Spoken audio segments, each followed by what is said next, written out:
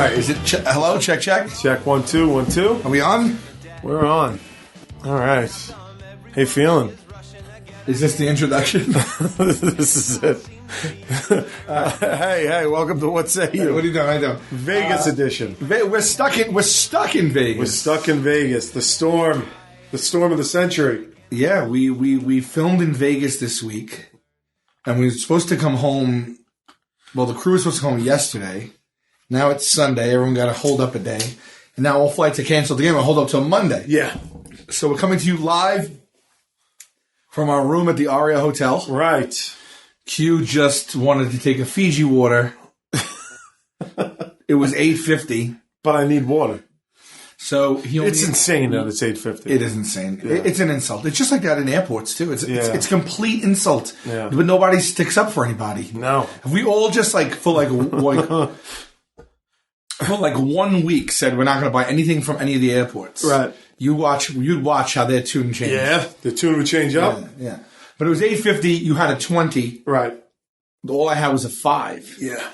So I gave you 5 back. So I paid $15. Took a $6.50 back. Yeah.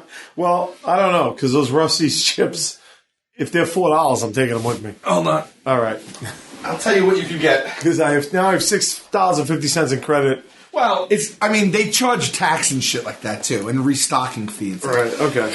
I'll tell you what you can get. Okay. You can have a Rice Krispie treat. Okay. Cheese and crackers, that's inside. You could even get a Snickers. Do they have Kit Kat? They do not. Oh. The tortilla chips are $6.50. All right. So you're right on the... I'm taking a loss there. Talk to me about smoked almonds. Oh, you can go fuck yourself. $12.50. $12.50 for smoked almonds? Yeah, that's insane. All right. Anything... Well, what's in the fridge? Here's what you can get. Okay. Rice Krispie treat, cheese and crackers, Snickers, or Pringles. Then it's... Pringles! Pringles are $6. I'll give you those. See, they're in the middle left there. Well, there's a Lover's Intimacy kit in here. How much is that? That I'll kick in for the other half. You can get a tea, an orange juice, okay, and a small water, and a Coke or a can of Coke or a Sprite. Is Dasani in there? Why don't they just fucking get the Dasani? The Dasani would have been $5.50, but it's half the size. Yeah, M&M peanuts. $7. You're over your limit there. All right. All right. And no liquor. You can't get any. Okay. It's up to you. Maybe I think I'll sit on the Pringles. You walk out with them. Yeah. I'll take those Pringles. I'll take them to. I have those. You want some of those? No, I'm okay. We just had a good breakfast. We're having a good day, me and you. Yeah. Got up. We did. We woke up. That's the best you could do. God bless. Had some breakfast. Cut the line at the Aria fucking cafe. We did. We walked right up, and this is what happens every once in a while when you're on TV. When you're on TV on basic cable, you can walk up to the cafe at the casino and cut a line of 10 people. Yes, because I don't know exactly why. I don't know. Maybe it's like they think we enjoy you, and so she was a fan of the show. Do us that favor, so we'll do you like a little favor. I don't know. Yeah. All right. I'm not going to say nothing. I'm going to cut those people. I'm not going to say anything. Well, fuck all those people. Listen to me. That puts an egg Florentine in my body faster. Exactly. You don't want to wait online at the Aria Cafe. Get a TV show, asshole. Yeah, that's right. If not, just go fuck yourself. Just fucking wait online. Wait online. Wait online with the rest of the people that aren't on television. I thought I saw Pauly Shore on that line. Not on television anymore. No. What am I looking for here? What episode is this? I don't know. But if I send this to Declan today... This is episode 66. 66. All right. We're doing good. We're keeping up. We are keeping up. Congratulations. We gave away the Night Vale tickets. How'd it go? We got a lot of ungrateful stories from people. Yeah. But only 4 or 5 within the area that would have been acceptable to give them away and know they would go. Right. Okay. And so the winner, I will say, we said keep it real. Don't make anything up. Even if it's a basic thing, we want it to go. So they kept it real. Nothing too crazy. I'll read you some of the entries. There's only 4 of them. There's 4 that Chris thought the people would actually go because they live close. Okay. First one is from a David. He said, I received the Amazon Echo for my brother for this Christmas. I have that. I enjoy it. Is that where you say, like, I need toilet paper? Like Alexa, I need to get toilet paper, and then they ship you toilet paper. Oh, that's the Alexa thing? Yeah. Amazon Echo. Yeah, it's great. So what is the word that sparks it to be Alexa. Alexa. Yeah. And then tell me, what are some options you could say after that? Well, it started out, the functionality is growing as it goes along. It's a pretty decent speaker. So you could just be like, Alexa, play me the Beatles. And then she just starts playing the Beatles. Okay. You don't have to like over enunciate or No, not at all. My marble mouth, she understands everything. Okay. You could be like, Alexa, what's the Yankee score? Alexa, when are the Yankees playing next? Alexa, what's pi? Like, she'll answer, she searches the internet and she gets to the answers. So that's like, right now, Google has a thing on... yeah, well, it's like Siri. I say, okay, Google. Right. And it turns on and I just say whatever I want. That's right. Okay. The magic of Alexa is she's linked to your Amazon account, which if you use Amazon like I use Amazon, it's the best. I was a casual Amazon user. I am now, I order at least one thing a week now. I'm almost daily. Right. So they have the app on the phone. So you could be like, see, they update that Alexa could tell you movie times, local movies. Okay. What is this, a piece of hardware? It looks like a black cylinder. Okay. And it's pretty much just what it looks like. It's just like a black, like two soda cans on top of each other painted black. How much is that? I got it when it was first released there was like a special deal for like $120. I think it's $150. But to-do list, you could be like, Alexa, call Sal on my to-do list, and then it'll come up on your phone. So if you just think of something in the moment, out loud in your home, you just say it out loud, and she throws it. Because I'm saying, because most of what it's doing is already available for free on every smartphone, and then the other thing it's doing is enabling you to give Amazon more business. Yeah. So it seems like a steep, like knowing there are like, let's say like Roku's and things out there that are like $99 or $49. That seems like a steep the Roku's price. a TV thing. No, I'm just saying like functionality, like a Roku, I could say, hey Roku, play this. Oh, really? Yeah, I don't know. Like you could do it free on your phone. So that seems like a lot of money for a piece of hardware. It could be. It could be. I mean, your mileage will vary. Yeah. With it. This isn't that thing where you like push, like now they send you like a button that says like Tide on it. No, that's something else. They have the Amazon Dash buttons, where you just hit the button and just Tide gets sent to your house. What's the stopgap against that? Like what if someone pushes it erroneously? I don't know. All right. See, I like technology. Yeah. So I'm willing to like throw 100 and change. Right. Just to fuck around with it. Yeah. And let me tell you something. I've stumbled into my house drunk at like 3 a.m. and been like, Alexa, play Billy Joel. And suddenly like, I'm drunk dancing to Billy Joel in my house at 2 a.m. It's fun. Where you're not going to, wait, so hold on now. How does that work? Because it has to have, so you have to hook it up wirelessly to your regular, it turns on your regular. It's if you have Amazon Prime, you also have Amazon Prime Music, which is like, so it comes out of its own speaker. Oh, it comes out of its own speaker. It doesn't turn on like your... No. It's its own speaker. Although they're adding functionality to it where you can be like, connect your home to it. Alexa, turn the lights on. Ooh. Yeah, stuff like that. That's all coming in now. Really? Yeah. That's kind of cool. That's kind of the future. It's what we saw in movies in the future. Back to the future, yeah. Where you walk in and just say... Lights on. Yeah. Yeah. So it's good. That's neat. Did it take off? It's doing well. People like it. Okay. Yeah. It's the start. Like, in 5 years from now, there's going to be a little hologram woman on your desk. Right. You know what I mean? But it's fun to can I use, like, Amazon, like... Can I order Amazon things with Alexa? Can I say, Alexa, order me... But then it gets a little dicey. Like, on Amazon, you have to scour and compare. I think that...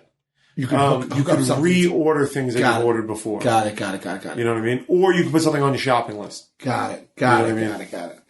Oh, that's cool. I mean, I could open up my phone and say, open notes, say this, but like, absolutely, the more steps they take away, like the more I won't. Like, I don't watch DVDs because I don't want to get up and put a DVD in a DVD player. Right. I really don't. No, I'm with you. So if you could take away me pulling my hand in my pocket, doing my fingerprint lock, and then saying, write this note, that's cool. That's gone, yeah. I like that. And sometimes the only thing I have about Alexa is, this is the sequel to White House Down?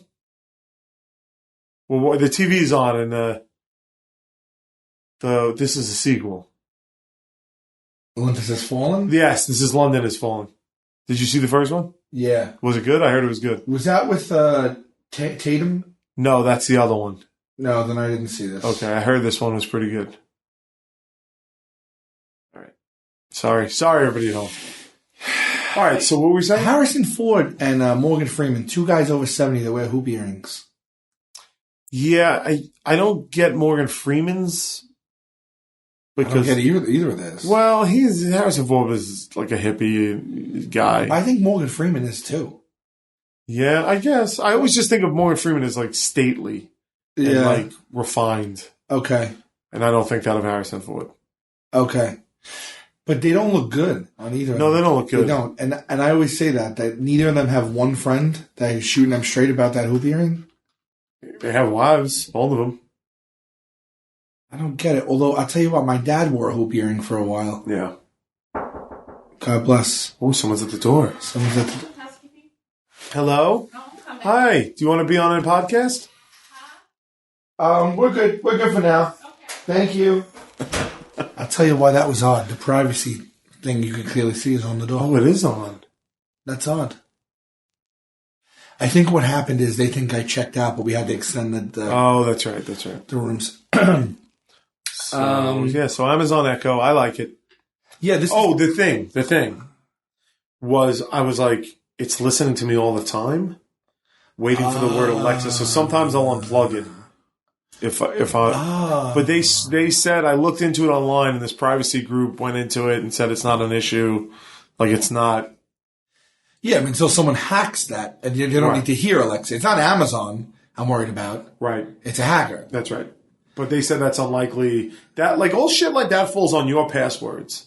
You know what I mean? Like, people get hacked because they use, like, fucking lame-ass passwords, or they have open wireless. All right, I don't fucking know. I mean, this is the most fucking horrible thing. Like, we're not entertaining anyone right now. A lot of people are sharing in this. All right. A lot of people at home right now. Sometimes we go on these things and, it's like... We're stuck in Vegas. Yeah, you're listening to us have a conversation. You're not necessarily... Like, sometimes I forget to be entertaining. If they don't like it, they can go fuck themselves. That's true. I don't... What are you going to do? Here we are. Speaking of ungrateful. Yes. The first message was, I received the Amazon Echo for my brother this Christmas. I wanted an iPad Mini 4, not the Amazon Echo. I specifically requested the iPad, yet he gave me the Amazon Echo. Mm.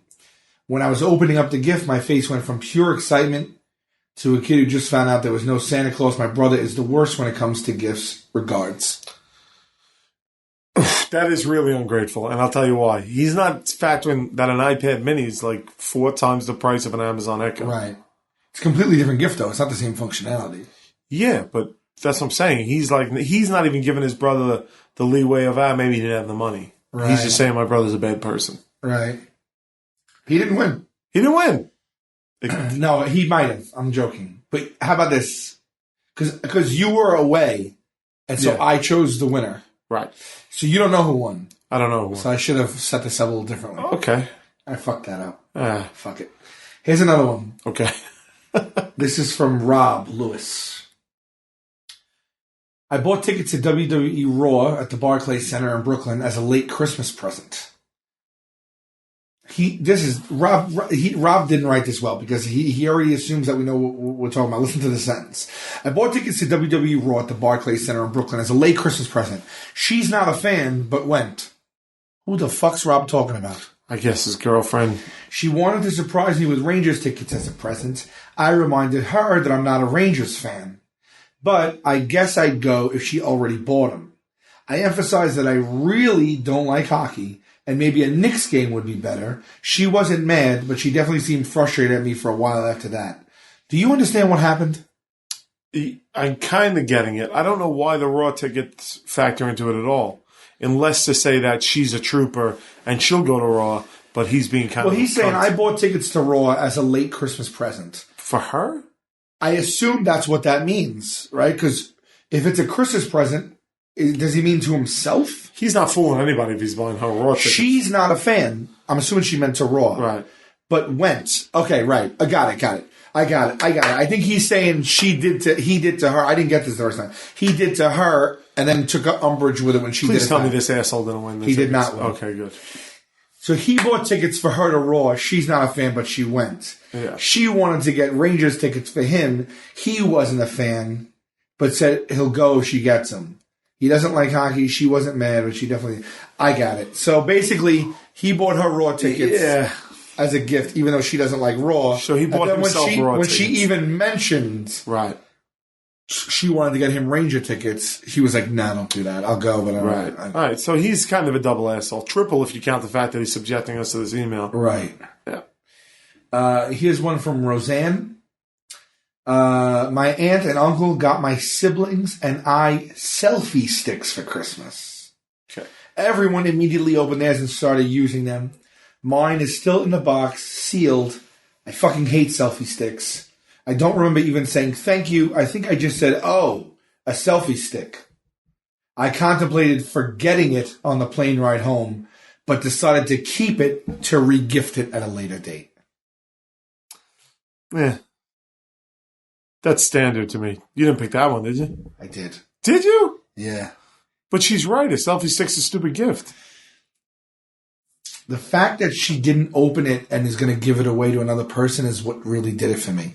Because I felt it wasn't just the act of being ungrateful. She took it a step further than everyone else. She's not even going to use the gift, and she's going to try and pass it off to someone else. All right. That's where I went with it. Okay.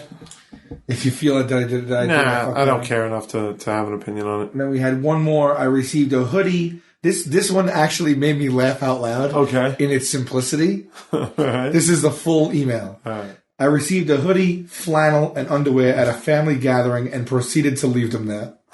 That's pretty good. Then I realized that was my cousin. It's Mike? No, it was my cousin Vinny. Oh, all right. And I felt like I couldn't give... Of course you could have. I could have? Yeah. He's going to kill me then. I didn't want to make a decision on your behalf and give it to... Because isn't that collusion or nepotism? What is it? There's no government oversight here. I felt bad to our fans if I would have saw that was not... But to be honest, it made me laugh out loud in its simplicity. Because the other people all had a song and dance. Right. He's just like, I got this, and I left it there. So it made me laugh. And then I was like, wait a minute, this kind of looks like my cousin's email.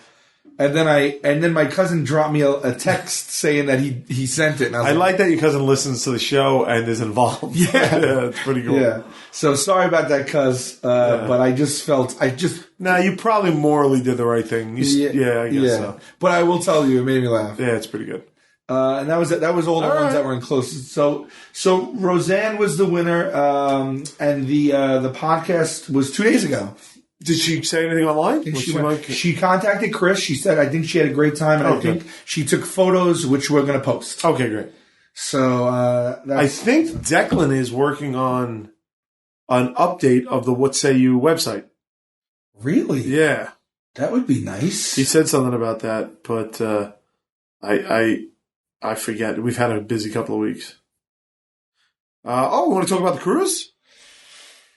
Let's talk about this fucking cruise, man. I mean, I feel like we're all about updates, but we have to talk about the cruise. Cruise was... You said to me, candidly, it might have been one of the best weeks of your life. Yes, that is true.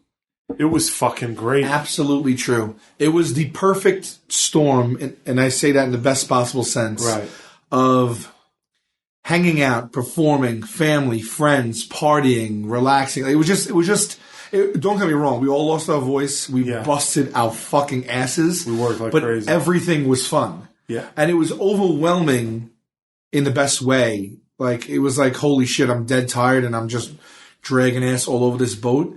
But it was so joyous for everyone involved. Yeah. The fans and people that attended. Yeah. Our families. And all of the performers were our friends. And they came together. The performers came together. Some didn't know each other, some did, but they all ended up just getting wrecked with each other and hanging out with us and them and the fans. Well, everybody was accessible to fans. We were accessible. I felt like I was so proud of everybody we booked on the cruise that were our friends because on our behalf, they went out of their way to make themselves accessible to That's people. right. And I was really touched by that. Yeah. Because we were going like crazy, the four of us. Yeah. There was never a time when I was in my room. It was always out like mingling and stuff. So to have them take part in that and to help with that, and for our fans to become their fans, that's awesome. It was just amazing. And our fans are like that. Yeah. Like if we give a suggestion, they take it seriously. Yeah. And if they see someone that we respect, they take that seriously. Yeah. And I've seen that happen with everyone and anything that are in our worlds and our universe, how quickly our fans are to support them as well. Yeah. That's probably the number one thing I love about our listeners and the people that watch our show and that like our show is that it's like a community. It's a community, yeah. And they literally, when I say support, I don't mean like, oh, they're cool. I mean, they go see them. Yeah. They buy their albums. They buy, like it's really cool. Yeah, it's taken me a while to get used to that.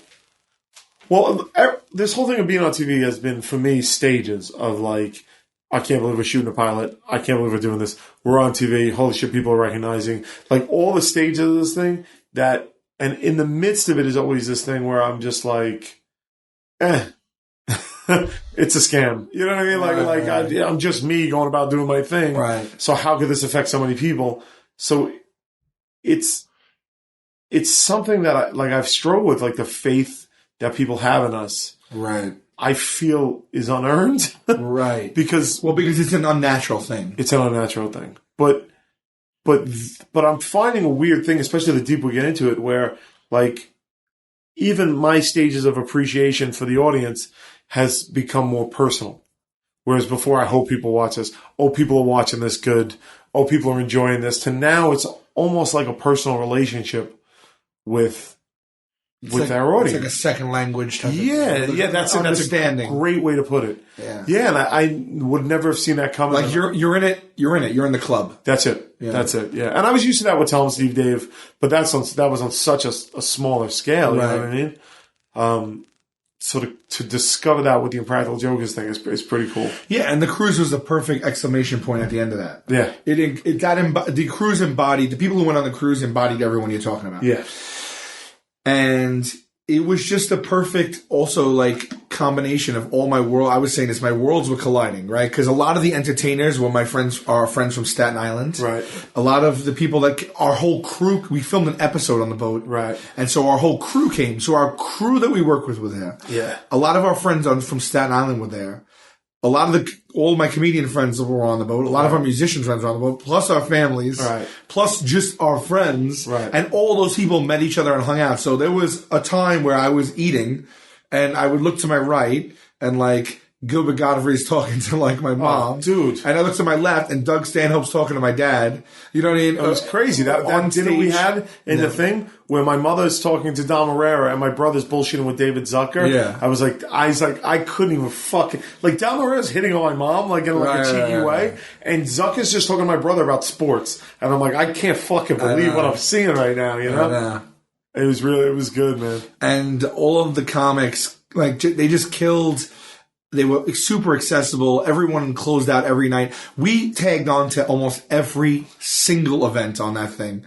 Like, there's contractually and also like, preference wise, there was a certain amount of things that you can come see us on. Right. We did 3 shows. We knew we were doing that. We knew we were hosting a couple of contests and games. We knew we were hosting like this and that. And then we try to make ourselves available here and there walking around. Right. Then we did a Q&A. We also did photo shoots and stuff. So those were where we had to be. Of course, you need downtime to sleep. You need time to see your friends and family, to eat. Right. But that was at a bare minimum. Like we ended up closing out every night with karaoke, with the DJs. Yeah. I made time to see almost everyone's comedy set on that thing. We were just everywhere. And so if you came, I hope that you felt that and saw that. If you didn't, we have our fingers crossed. We didn't know coming out of the other end of this how we would feel. Right. Right. And I think that we've conferred since then and been like, holy fuck. Do I want to do this? We got to do it again. Yeah. So if you weren't able to come or hadn't heard about it or just on the fence about it, I can say for certain to come next time because It's only going to be better. It's only going to be better because we also learned what worked and what didn't work and how to make tweaks to make it better for everyone because you could always improve. Right. Just as far as like timing and of events and this and that and even as far as just like when we go and stuff like that, whatever. But it was unbelievable. Yeah. And the boat shared. It was that thing. You ever go out with your friends? 5 of you, 10 of you, 20 of you, like we did last night with our crew, where everybody's on the same natural high. Like the spirits are high and it's contagious. Yeah. The whole boat was like that for 5 days straight. It was like all love, all laughs. Like just everybody was nobody was a dick. Like everyone was just like partying and enjoying themselves. Right. And it kind of just like was contagious. It was great. It was great. It was so great. So without getting into specifics, but I will say that at the end of every night, we ended it with a karaoke party, then a dance party. And it was pure insanity. It was when great. Everybody that was on that ship was on the stage singing and moshing to a boat full of people doing the exact same thing. Yeah. There was stage diving. There was like, it was unbelievable. It was great. It was great. And I'm apologies to the young lady who got stage dove on. I was there for that. Things got a little hectic, and one of our hosts, our karaoke called the Cat, Chris Goldteeth and Lord Easy are their names, and they used to do karaoke at my bar, right. And I knew they would be great if people got it, and people got it. And at one point, it got so fun, and the crowd was so into it that he dove off the stage, and I saw him like check with the crowd, and they were like into it. Yeah. And then when he did it, I saw like a lot of people disperse, and he did land on like 4 or 5 brave souls. They all fell, and everyone kind of was in good spirits about it, and it was like a holy shit thing. It was funny, but it was also like, oh my god, so sorry type of thing, and you know. And so, one person really got it hit hard, and she was the sweetest. I think she was from the UK. Yeah. I won't name names or anything, but we ended up meeting with her on the side after just to make sure she was cool and just to... She was very cool. She was in the lip sync contest, and we were judging the lip sync contest, and my plan in the lip sync contest was to fucking tear apart everybody in the lip sync contest. Right. But she was first. Right. She was the first contestant. And I was like, oh, this poor girl just got fucking landed on. She's not suing us. Like, you know what I mean? I was like, what do I do? I was like, I can't come out of the gate and tear her apart. So unfortunately, I was nice to her the first turn. And then you ripped everyone else apart. Fucking tore everybody apart. It was good. Yeah, but no, she got it. It was like... No, the second round I tore into it. It was just a moment of fun. Like, she was good. She was good. She was a good sport, though. Yeah, and she was good at karaoke. She did Wu-Tang. Yeah. And then she did Amy Winehouse. But she had the wig too. Yeah. All those people compressed the hell out of me. The lip sync contest. They brought costumes and props and everything. Unbelievable. Really cool. Yeah, it was good. It was so funny. I don't know if that's ever going to see the light of day. I don't know if we taped that. I don't think so. But it was hysterical. It was good. People put themselves out there in front of a theater of like thousands of people and did karaoke. Some of them were great. Some of them sucked. It was so funny though. Yeah. Either way. The girl who won was fucking amazing. That was crazy. Yeah. She said she never did it before, but she was doing like Busta Rhymes like at his fastest. There's something, and not to say that she wasn't an attractive woman, because she was the woman who ended up winning, but there is something to people performing so well that you're like, holy shit, like she's really hot. Look at her up there. You know what I mean? Not to say that she wasn't attractive to begin with. She was, but there was something to like the performance. No, she's just like confidence. There's a talent there. Yeah, the talent. It's intoxicating. Yes. Yeah. I still gave her a -1. Did you want to sleep with her while she was doing while she was lip syncing? I didn't until she put the boots on. While you're sleeping with her, she's lip syncing Busta Rhymes. But at a certain point, she put boots on, and then I was like, I think it was in the boots. That's all it was. You think it was the boots? I don't know if it was. I don't know, but it was a great time. It was a great time. We'll know. I think we'll know relatively soon if we have another, because how it works is we send out a survey. And we just crunch the numbers of the whole thing and see what the response was. And then we have to make a jump and decide. Right. Well, we don't, but along with the sixth man, which is the people who produce the cruise, and then we want to get the next one up and running way earlier. Yeah, like so the tickets can be on sale for almost a year or something. A year would be good. Yeah. It was great. It was a must do, and again, it was like one of those things where we're not really making money off it. Was the thing? It's like these cruises, especially in the first 4 years, are not profitable. Right. So you just do them, I guess, just to do them. Well, it's just an experience of a lifetime. I mean, we get paid a little bit, but we a lot of the money goes into paying all it's expensive. It's expensive. It's not, yeah. It's expensive to take a cruise. On paper, I would say it's not worth doing, but I don't know. It personally, and yeah, because it's not like just performing on a regular show. You're giving up 5 or 6 days. Yeah, but there's no way I wouldn't want to do it again. Yeah. And six man. Well, eventually it becomes profitable. I hope so. And that's the hope. But we want to do it regardless. It wouldn't bother me. That's what I'm saying. Hopefully they don't hear that. Yeah, it was great. And the company was great. Everybody was great. They were amazing, actually. Yeah. The people on the Norwegian Pearl and the company itself, Sixth Man, were just unbelievable. Yeah. They no pun, they run a tight ship. They really do. And they anticipate a lot of things, and they were very good in working with us in solving problems and on the fly and stuff. So big props to them. We have Radio City Music Hall coming up this weekend. Yep, sold out. It is very sold out, right? It's completely sold out. It's been sold out for a long time. I think it was a long time, yeah. But Friday, Saturday, and Sunday night. There might be those individual tickets. We're releasing a couple of blocks of tickets this week. Oh, look out for that. Because what happens is we get a hold on tickets. They hold tickets for certain things. For each night, they hold them for promo, for all the stuff. And those that we don't use, we release for sale. When it shakes out, we release a little batch for sale. So there might be some this week. Some tickets available this week, yeah. Woo! So what do we got? Dude, I actually have 2 shows this week. Should I tell people? Oh, no, you know what? We got the podcast shows as well. Should we tell people about? Yeah, that went on sale. Okay, yeah. Right? Yeah, definitely. We are doing once a year or so. We do podcast shows. Last year we did them at the Highline Ballroom and at the Cutting Room. Right. This year they are at. Let me check this out real quick because I want to give the right information. Basically, what's happening is we are writing a new show to tour with. The Where's Larry tour will be over in a few months, and we got to get another hour and a half of material. And the way that we can do that, since we are not typical stand-up comedians, we can't just go up for 10 minutes each night and work out our show, is that we do these podcast shows. Those are all coming up, and it's basically going to be us writing our new show. Right. We go up there, we just kind of wing it, and whatever you guys respond to, we build on. Yeah, it's completely experimental. And we get on stage sometimes with absolutely nothing, and we riff for 90 minutes. Yeah. Sometimes we show a few videos. Sometimes things don't work. Sometimes they do. It's even funny when they don't because we just rip all over it. We did it last year, and if you came to any of those, you saw chunks of what became the Where's Larry tour. Those are happening again. Right now we have 10 on the books. 5 nights, 2 shows a night. February 10th at La Poisson Rouge.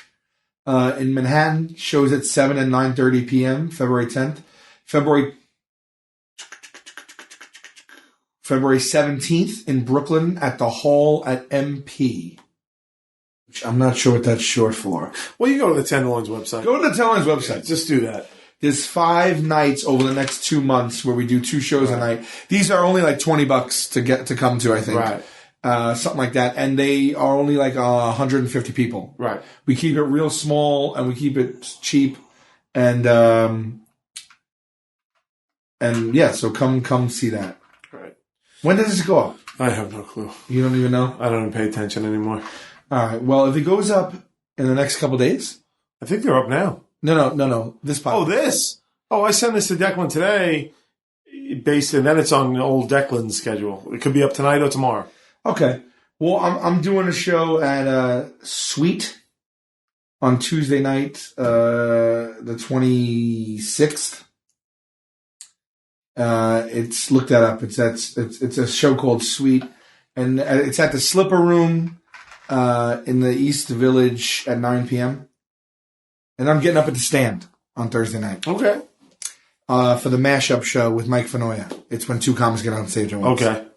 I'm doing those things this week. That's Thursday, Nice. 28th. So if you're around... Show up. Now, do they get a different Sal at these shows? What do they get at these shows? Why should someone come see Sal Vulcano all by himself? Well, what happens? Well, know this. It's a local show on a bill with a lot of comedians, so I only get up for 15 minutes. Okay. It's when you tour that you do, and you headline that you do your own hour or whatever. But I'm working on just my own comedy stuff, and that's what you'll see. It's not anything that I'll do on stage with us.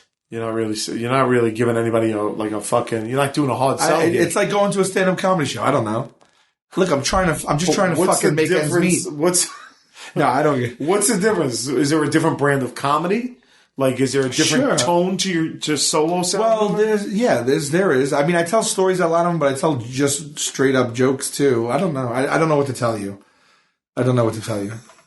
Like, well, I get up when we're home and we're filming in New York. I try to get up a few times a week at New York comedy clubs. Those spots are like between 10 and 15 minutes. Yeah. And you can catch me on like a, Tuesday or Thursday night for like, sometimes it's free. It's $5, $10, something like that. And I want to bill with other comedians. So if you're a local person, look out for that. Yeah, but you're just segueing into another commercial. I'm saying, what is the difference between the humor that you do with the Tenderloins and the humor you do by yourself?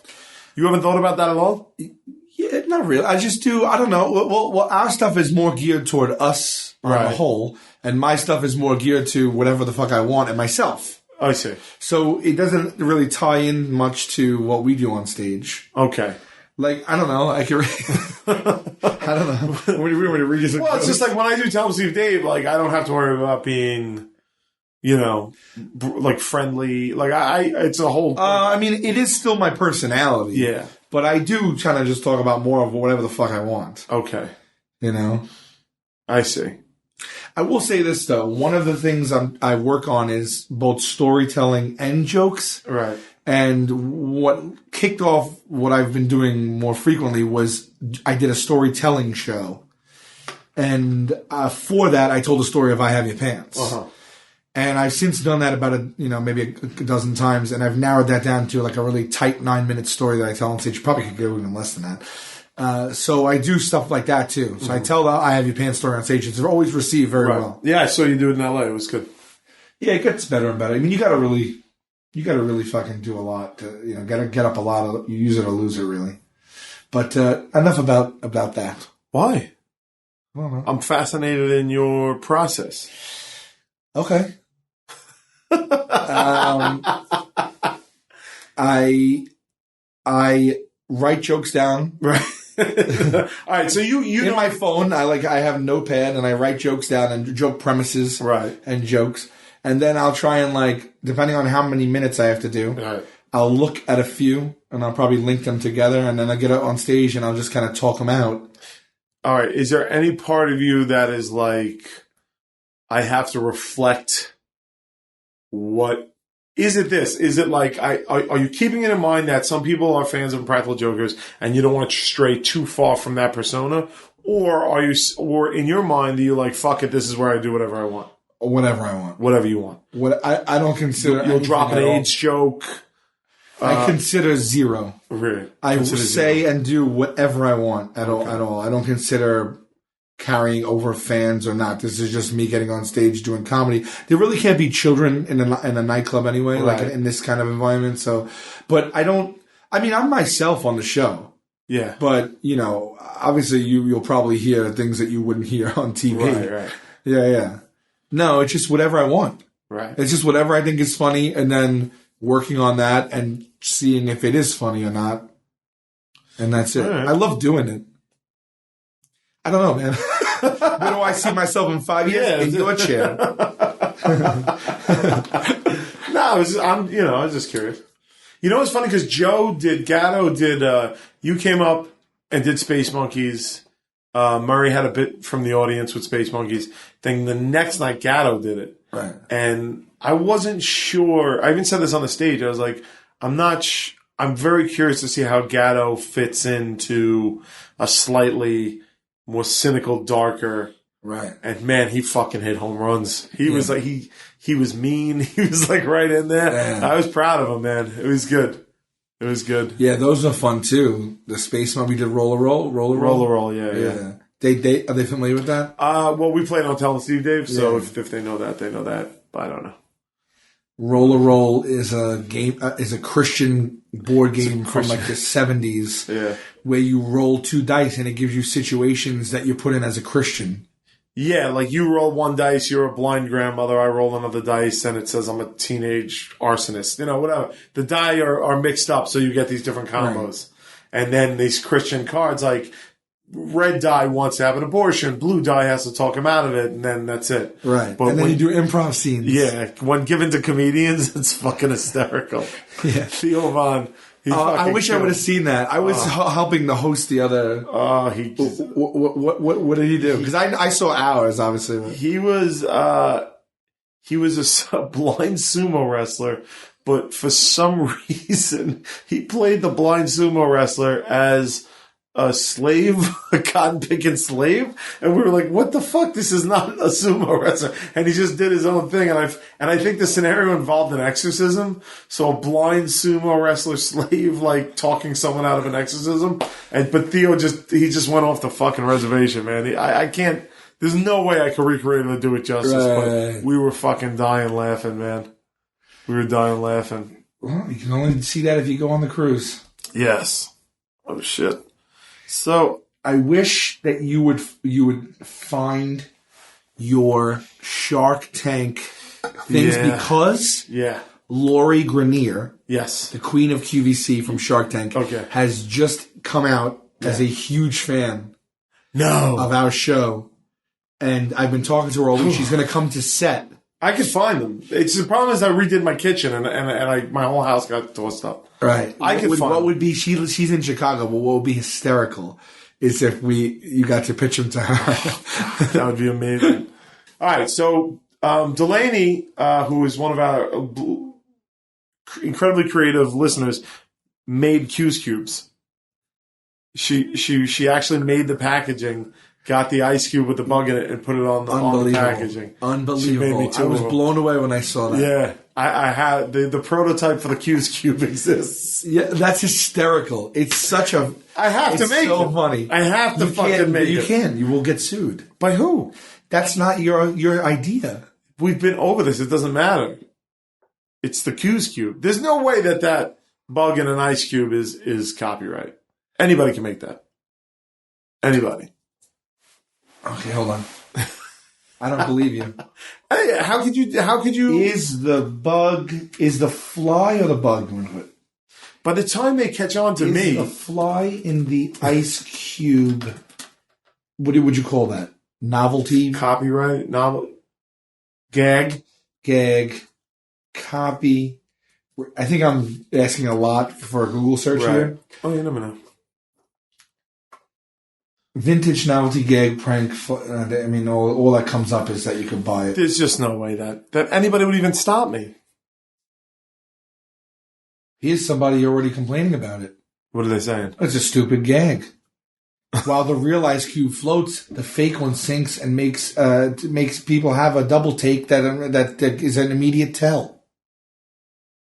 Well, that's easily solvable. You fill the glass completely with ice. Touche. Yeah. Who's this humorless fucking bitch? Well, I gotta fucking wipe his ass for him too? This guy? It seems like a lot of different companies make it. That's what I'm saying. There's just no way to do it. There's just no way. You could put a different type of bug in there. I bet you that would solve it. Okay, like a cockroach? Oh, God. I know. That's terribly disgusting. Isn't that weird, though? Because I think a fly is like the most disgusting... Doesn't it eat shit, then throw up and eat its own throw up? Yeah. Like the fly is filthy. It's horrible. It's a horrible creature. But somehow a cockroach ice cube thing would freak me out even more. I gotta get on this. We're used to flies in and around our food from over the years. Yeah. Whereas if you see a roach by your food, I'll faint. Well, if you see a roach by your food, it's indicative of the establishment right, you're in. Right. A fly could just fly in from anywhere. Right. A roach breeds. Why don't we... Go ahead. Why do ants and ladybugs get a pass that no other bugs get? Ants, ladybugs are cute. They're cute. Yeah, but that's just how we personified them. Like, we made them cute in whatever the process they're pretty. was. You look at them, they got the red colors. They got the Not black necessarily. spots. They could be look exotic compared to other bugs, but if I lined bugs in front of you and one was like red with black dots, I'd be like, what the fuck is that? Well, hold on now. We know that ladybugs eat vegetation.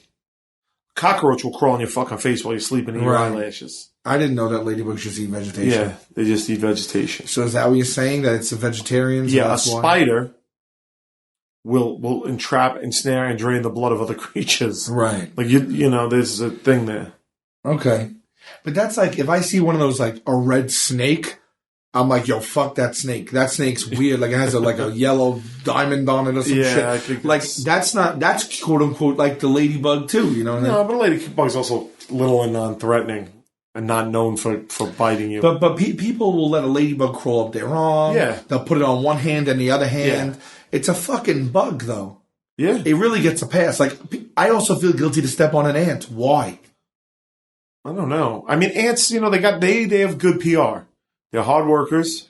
You know what I'm saying? Yeah. They take care of each other. They have a queen. You know what I mean? They kind of like... Yeah, but there's fire ants, termite. There's like bad ants too. I agree. But we're not running into them on Staten Island. But ants are in movies and they play like a lot of times. Yeah, but so are bees. I don't know. For me, I feel like I feel guilty to kill an ant or a ladybug. Yeah, I've killed ants. I feel guilty. Yeah. I don't make a practice of it. I don't think I've ever killed a ladybug. Well, I'll tell you, I'll never kill them. If I killed a ladybug, I literally would feel like I committed a murder against something that had a life and a family, which is weird. Yeah. It's just a bug. I have never ever killed a ladybug. I would literally feel like I did something morally wrong. Yeah. But it's the exact same as killing any other bug. It's the exact same, but it's the same thing as an animal. Kill a bee. You wouldn't kill a fucking dog, but you eat cow every other day. That's right. I watched you eat bacon, a pile of bacon like I never seen today. That's right. So, and pigs are pretty cute. Yeah, it's just all weird. It's kind of fucked up. It's weird how we could like have an animal as a pet or as a cartoon or as a stuffed animal or, you know, and then also eat that animal. It is weird. Like, you would think we should only eat, like, I don't know, hippos or something. Well, I don't think you should eat hippos either. I think we're in a real good world. We should really not eat any animals. Right. That would be nice, but that's not going to happen. Well, animals will eat each other, and that's okay, you're saying? They don't, that's the circle of life. Right, so that's okay. Yeah. But you're saying they don't have a choice. Right. We have a choice. And also, the way that they hunt animals is not the same as what we do to animals that we curate. Right. It's horrible the way they treat these fucking creatures. But what about overpopulation? I don't think that would happen. Okay. In what situation would that happen? I don't know. The only reason there were so many cows is because we breed so many cows. Right. You know? I'm with you. Yeah. And cows. I was a vegetarian for 7 years. I know, you were good at it. And I've considered becoming vegan. But that's more just for health. I think that one day, when our lives settle down and I can not exist in a world where I eat catch as catch can and people are just bringing me food when I don't even ask for it. Right. I'd probably go back to being a vegetarian. Yeah. Yeah. It's just too hard right now. If you met someone Go ahead. that you knew in varying stages, like if you met someone immediately and someone you met this weekend, maybe a friend of someone on the crew, nice guy, whatever, seems totally normal. You hung out on a couple of nights, seems fine, right? Or someone you've known for 5 years. Right. If they were in front of you all of a sudden when you were in a room and they just saw a ladybug and killed it and continued the conversation, do you form an opinion on them? Instantly. Instantly. Who the fuck kills a ladybug? What if it's someone you know 5 years already? I mean, that's someone I could speak my mind to. Do you say, what the fuck are you doing? Yeah. Absolutely. Yeah. But why? Just because the ladybug eats vegetables? It's still a bug. And I'm just playing devil's advocate because I wouldn't kill one either. I'm trying to get to I'm trying to get to why. It doesn't have a personality. It's the cuter of the bugs, though. It's kind of cute. Well, what's another cute bug? A butterfly? I wouldn't kill one of those either. Can't kill a butterfly. Oh, man, that sounds brutal to kill a butterfly. There are people out there pulling wings off butterflies and shit. It's not for me. You want to kill a bug, kill a mosquito. Oh, fuck mosquitoes. I'll rape a mosquito. Yeah.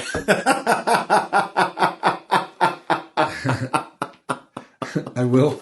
I don't give a shit. Just to teach it a lesson. Yeah. I'll rape a mosquito, then let it go. Tell your friends. But I didn't see that one coming. No, but like a butterfly. You know those people that put butterflies in like glass cases? Yeah, with a pin in them. Do they kill them? I think they order them deader. Right? You know, where do they get them? Oh, maybe they catch them out in the field? My point is, they appreciate butterflies. Right? Yeah. So then, are they killing butterflies? I'm almost positive that some of them had to go out in the wild, catch a butterfly, and pin it to a board. No. Sure. Hold on, let me try this one. Do the people who... I have one of those things. I bought it in a thrift shop for $5. Display... I went on eBay. It was selling for like $300. No. Yeah.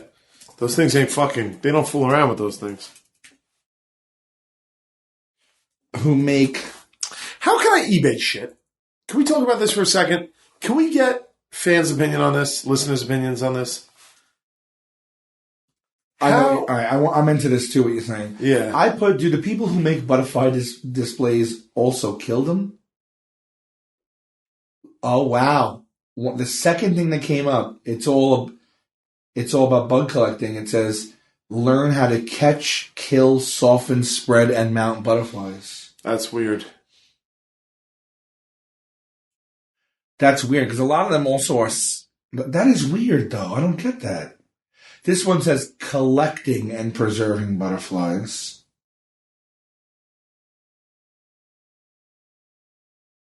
How to start a proper insect collection. Wow. Yeah. Capture, kill. I wonder where my butterfly thing is. So the people who are making these beautiful butterfly displays... They're slaughtering butterflies. Our friend's brother does it. Who? I don't know if we could say who, but... He deals with fish. Get out of here. Yeah. Really? We can find out. We should find out. When's he in New York next? We'll get him on. Yeah. Yeah. Yeah, he's around. So. All right. But it just seems odd because the more beautiful the piece, too, the more beautiful the butterfly. The more of kind of a shame it is. Also, how do you kill a butterfly whole? You poison it? Do you get the net and then you gas them, maybe? And then it just kind of flop. It just kind of... Oh, that would be horrible. I don't know. I'm just talking about how I would kill a butterfly. You know. Or a hitchhiker. Or a hitchhiker. Okay, right. Yeah. Okay. Just gas them. Right. Yeah. Well, then again, I mean, all taxidermy and all that stuff is all... You have to kill the thing, right? Yeah, that's horrible too, though, isn't it? Right. Yeah, that's pretty bad. I mean, look, if you're hunting, you're one of these people that hunt and kill the deer and eat the deer, okay. I don't want to do it. To me, I don't want to kill a fucking deer. Right. But if you're going to eat it, it's hard for me to be like, don't do that. I disagree with that. So now if you shoot the deer, kill the deer, eat the deer, and then take its skin and stuff it and mount its head on a wall, I still don't like it, but at least, you know, you're making use of the whole deer. You know what I'm saying? Right. So I can dig it. The other day, like last month, we had our annual Christmas dinner where we do a bad Santa, me and a group of friends. Yeah. And we do it at a restaurant. And we all pick names out of a hat. So then at the end, we do the gift exchange. Right. And someone gave one of our friends, they opened it up, and it was a live lobster as a bad gift. Mm-hmm. And then the waiter was like, do you want me to take that in the bag and cook it for you? Wow. And they did. That's great. And it was terrible. Why? Because like, I don't want to see the thing. I hear what you're saying. I know that's hypocritical, but it just is. Like, if there was a cow walking around and like a guy in a restaurant said, "See that cow? Right. Check this out," and then shot him right there, cut him up, and then put him in front of me, I'd be like, "I'm not eating that." Right. I need the separation. Did you? I felt so bad for that fucking lobster. Like it was used as a gift. Don't worry about that. Don't worry about that. Cow, I feel bad for. You never read like Hitchhiker's Guide to the Galaxy or something? I saw the movie, but I forgot. Okay. In the second book, there's it's called The Restaurant at the End of the Universe, and Arthur Dent, who's the guy who's sort of lost in the universe, goes to this restaurant, and the cow walks over to the table and starts selling his own. Like they breed the cows to want to die. So he's like showing him his legs and stuff like that. He's like, "Oh, this is gonna be real tender," That's and funny. He's all fucking freaked out by it. It's pretty good scene in the book. That's funny. All right, eBay. Yeah. So I don't know if there's a good way to go about this. Selling stuff on eBay. Right, so what say you? Right. What say you to our fan? What say you? Right. About us? Because before we had the show, we were allowed to eBay whatever we wanted. We used eBay all the time. We used to have eBay parties. Sal and I would get together. He would come to my house. I would go to his house. We'd box up our shit and spend hours. eBay. Photographing, cataloging, Yes. uploading. Where we would leave at the end of the night and we both had like 15 things up. Yeah. And there is fun to it because you look and when there's bids, it's exciting. It's great. But are we allowed to do that anymore? But here's the thing. Here's where it is. Okay. Here's where it is. I'm going to tell you where it is. Good. If we did it and didn't say it was us, then there's no difference. It's identifying yourself and making a premium of the products because of who you are. Is that okay? Because we've earned it, and if people want to buy it, then they want to spend the money. I don't know if it's okay. I don't know. Well, here's the thing, because you can't even do it, because for PayPal, they're going to get your name and address. So you have to go through a third party, no matter what. Can't have these fucking animals listening to this podcast knowing where we live. Oh, no way. These fucking freaks that are tuning in right now. These nuggalo assholes. Love the nuggalos. Yeah. I love the what are they, Nuggants? The combos? Yeah, I love the combos of everything. The Nuggalos are great. They're just terrific. They're the best. Did we coined Nuggalo? Yeah, we did on we Juggalo. I think we did, yeah. Yeah. Okay. So for instance, like, right, I have tons of IJ props that, like, I look at in my hand and I'm like, I should just fucking throw this out. It's a shirt I wore in a scene. Right. It's the name tag from Sam Goody. Right. You know, wherever we were. And I'm like, this shit, like, there are people out there that would enjoy this. Dude, I got stuff from episode 1. So what do? I don't want to just give it away. It's never going to go in a museum. No, that's what I'm saying. Well, we did put our stuff in the. We did a museum this year at Comic-Con, a pop-up museum. And at the 100th episode. And at the 100th episode, and we put a lot of our props in there, and people really dug it. I never got any of those back, by the way. We better get those back. I was promised them back months ago. I never got any of them back. I never got any of the photos from it either, like the framed photos. We got scammed by True. So can we do it? Let me give you an example. My Jeep, right? It's stick shift, which is I love driving stick shift. It's the best, but it causes me no end of trouble. Like nobody can drive it for me. Like my mother can't. You know what I mean? Like nobody. I'm of no help to anybody. I'm always the designated driver because nobody can drive this fucking thing. So I'm like, all right, maybe I'll trade in the Jeep and get a new Jeep, same exact thing, red, just get automatic. But then I'm like, the Jeep's been on the show. What if I put it on eBay as like, hey man, like I'm getting rid of the Jeep either way. What if I offered it to fans? Like, this is a Jeep. The minimum is technically it's your right to do whatever you want. The question is it well, what's your reaction? Is it received as tacky? If I say to you, I put the Jeep up on eBay, I put the minimum at just Blue Book value. Yeah, somebody can get it for that. Well, I have to consider your reality, which is as a friend of mine is pretty good. Because let's say you put it up for a Blue Book value of I'm arbitrarily saying $15,000. Sure, $15,000. Is that someone at the door? Yeah, somebody's knocking. Yeah. Oh. Stick with us. They think we're checking out today, but we're not. Hi, how are you? We're in the middle of doing a show, so I'll probably just pass on. Okay. Yeah. They had you checking out. No, they extended my stay. This is fascinating. Not They checking didn't out. tell my paper. Oh, I'm sorry. No problem. Take your time. Thank you. Nice. I have to make I'm getting a cold. I feel that I have to make an emergency. Okay, you make an emergency. I'm talking to you for me. I'm going to make an emergency. All right, Sal is, the area is very nice, clean rooms. I'm pleased with the rooms here at the area. My idea was, I could just trade the car in and get the value.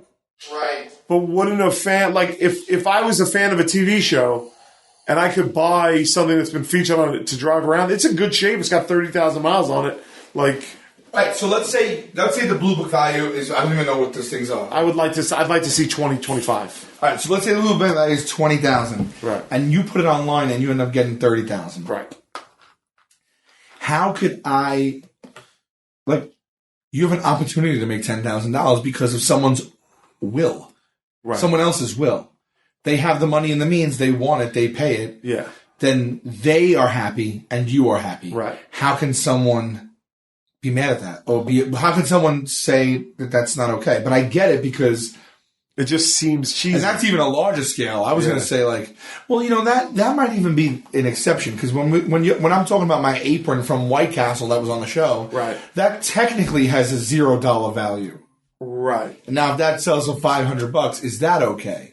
But then again, they're buying a piece of the show. They're buying a piece of the show. I don't know. I guess it's okay, although it feels tacky. But it feels tacky. Yeah.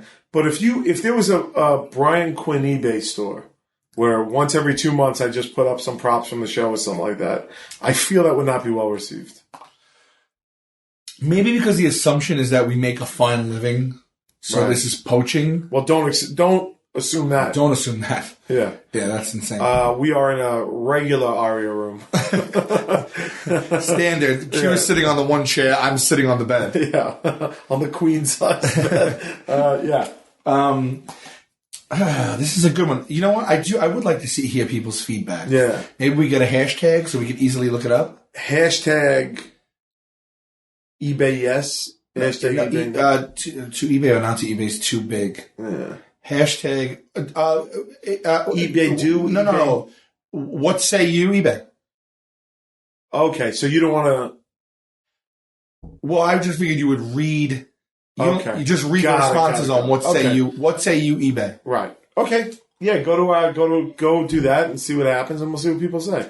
Your honest opinions. Don't be dickish about it. Yeah, I want to know. Look, I'm probably not going to do it because it just seems like the fact that there's even a debate about it makes it seem like. I'll tell you what, dude. I have a box of props from our show. Yeah. I don't know. I don't want to give any of it to charity.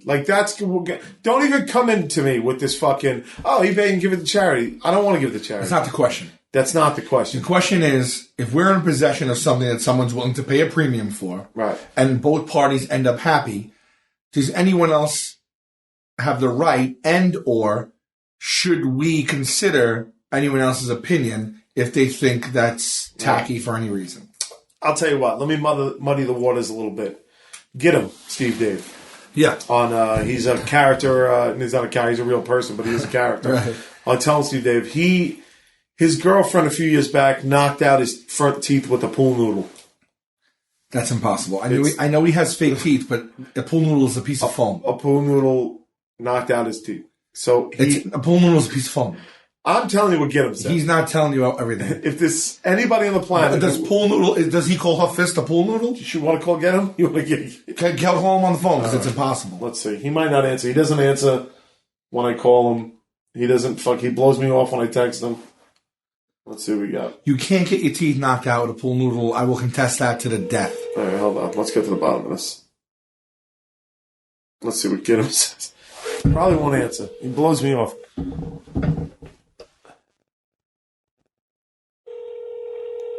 See what I'm talking about? This fucking guy. He's like doing nothing of value right now, and he won't answer the phone. Hello, you've reached Get 'em Steve Dave Industries, home for all your webcam, animated GIF, and Simpson reference needs. All of our operators are busy now, so please leave a message. That's a joke, right?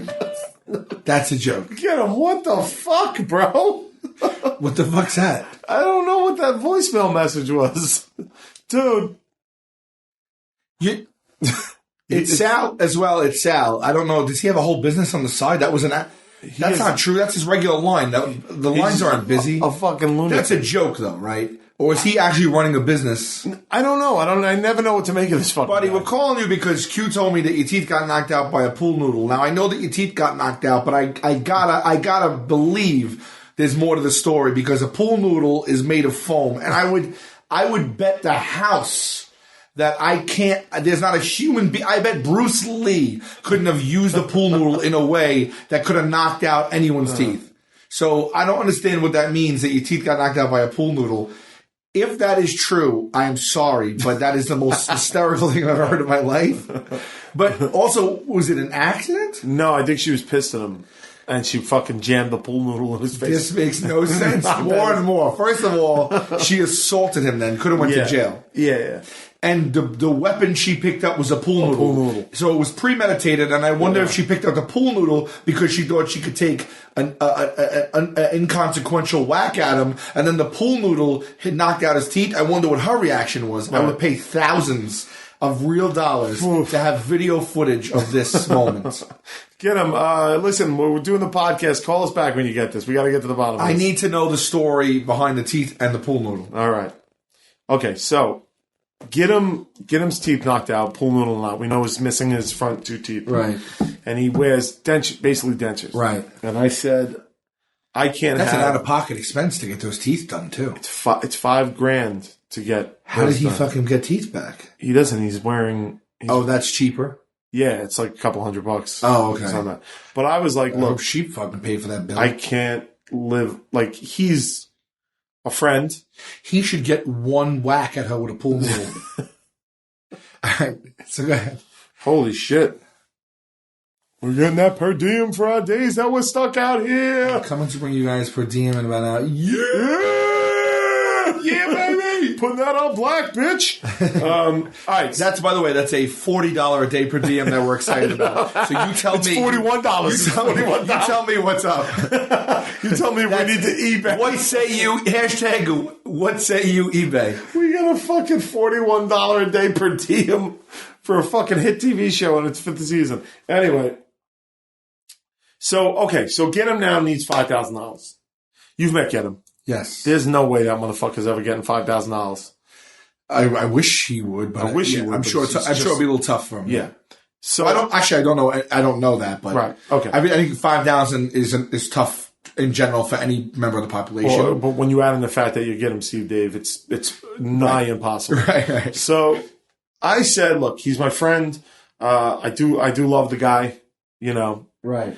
I was like, let me help. What I'll start doing is getting things from my personal life, props, signed stuff.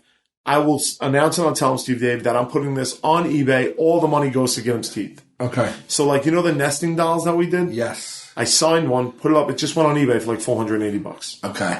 So you can't get that anywhere. You can't get that anywhere. Right. I sold a Rosie O'Donnell doll that I signed. Right. That made a few $100. So we're getting to his teeth fix. We're getting there. But the market is there. Right. You know what I'm saying? And nobody blinks an eye when I'm like, let me raise money to get him's teeth fixed. Right. Well, that's charity. That's 100% charity. I see. So is the key to make up a charity?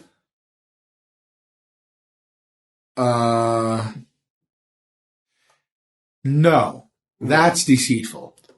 Don't be deceitful. Yeah, that's deceitful. I wouldn't do that.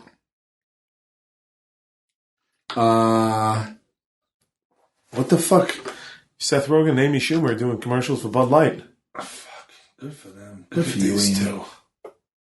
I gotta text Amy and see if she wants to do that thing. Oh yeah.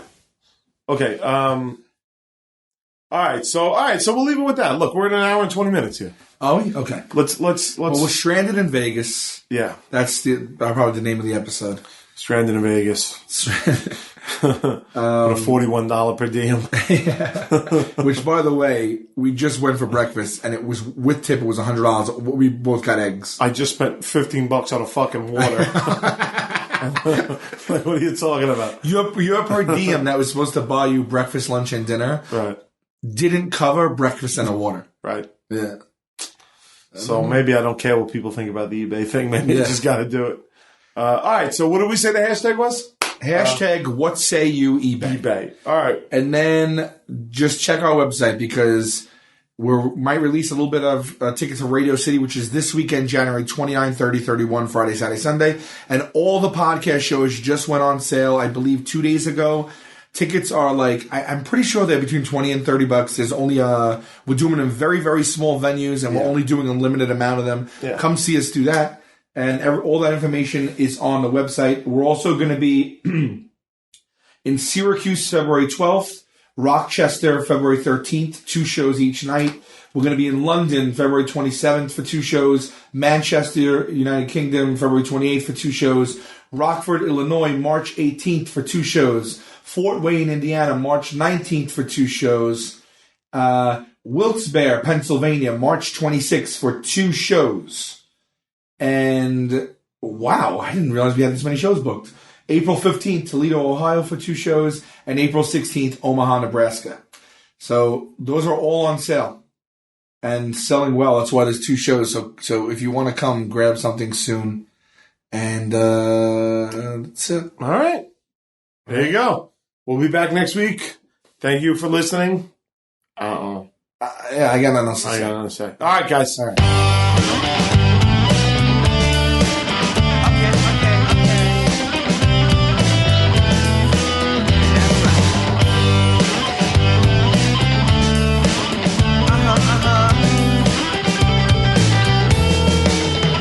I heard that Rome wasn't built in a day. Then how come everyone is rushing to get ahead? And if I seem to be reserved, that's just my way. Your questions seem like you're interrogating me. Yeah, I try. Then again, I don't try. I get an F for effort. I get a D next time. Okay.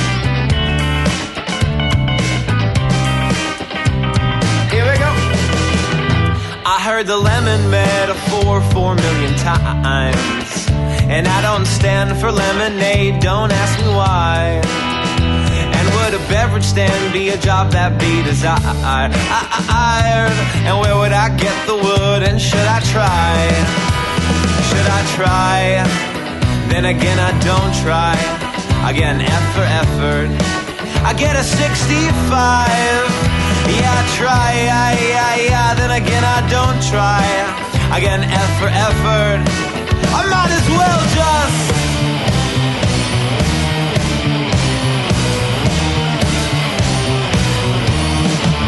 haha.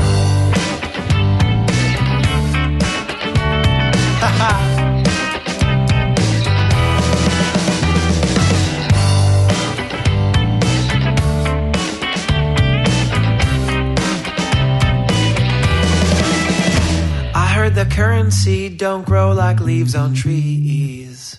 Then how come my money comes and goes so seasonally? And I wish farmers planted plants instead of thieves. My friend pays a ton of green for greener groceries. Yeah, she tries. Then again she don't try. She gets an F for effort. She'll plant a tree next time. Yeah, she tries. Then again I don't try. I get an F for effort. I get a D next time. Yeah, I try. Then again I don't try. I get an F for effort. I get a 65. Yeah, I try. Then again I don't try. I get an F for effort. I might as well just die. Next message. Hi, Cassie. Listen now, Pia. Please call me what you say, not have hit.